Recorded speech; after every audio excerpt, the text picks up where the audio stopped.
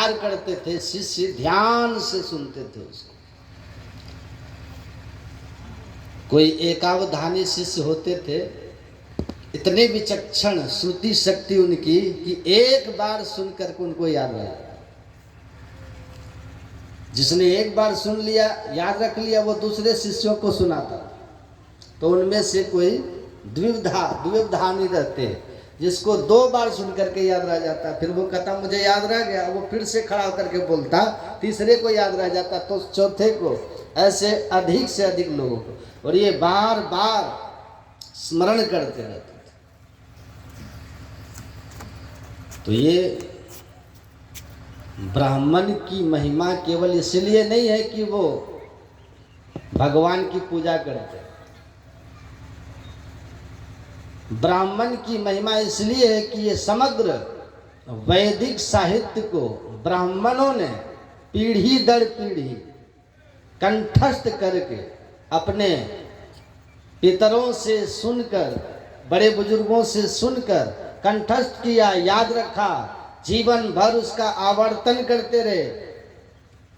त्रिपाक्षिक विद्या है, 3 पक्ष तक अर्थात 45 दिन तक, 1.5 महीने तक यदि इसका आवर्तन न करो तो भूल जाते हैं। ये आपका भी तो अनुभव होगा। कई लोग कहते हैं कथा श्रवण करने आते हैं ना सत्संग, तो बहुत सब याद रह जाता है और इतना अच्छा लगता है, बाबा कितनी सुंदर सुंदर बातें सुनी है। लेकिन घर जाते हैं, फिर 2 दिन 5 दिन हफ्ता भर हो जाए, फिर पता नहीं, याद नहीं आता क्या सुना था। क्योंकि ये विद्या त्रिपाक्षिक है। यदि इसका आवर्तन न करो, यदि इसका पाठ न करो, तो वो पारायण यदि नहीं करते रहो, तो विस्मृति तो स्वाभाविक है। इसलिए कुछ लोग प्रवचन सुनने आते हैं ना, तो नोट पेन लेकर के आते, लिखते रहते हैं। कोई लोग नोट बनाते रहते, बहुत अच्छी बात।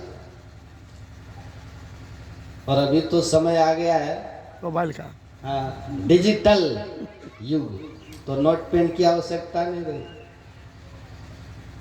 ये सोशल मीडिया प्लेटफॉर्म से, यूट्यूब चैनल है महर्षि में ही आश्रम, सब्सक्राइब कर लो, बेल आइकन दबा दो।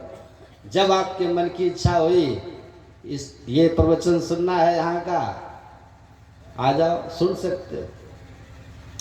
आधा घंटा 1 घंटा जितना भी समय सुन लिया, फिर दूसरे दिन इच्छा हुई फिर से श्रवण करो। कोई बात समझ में नहीं आई, डिवाइन करके वापस उसको सुनते रहो।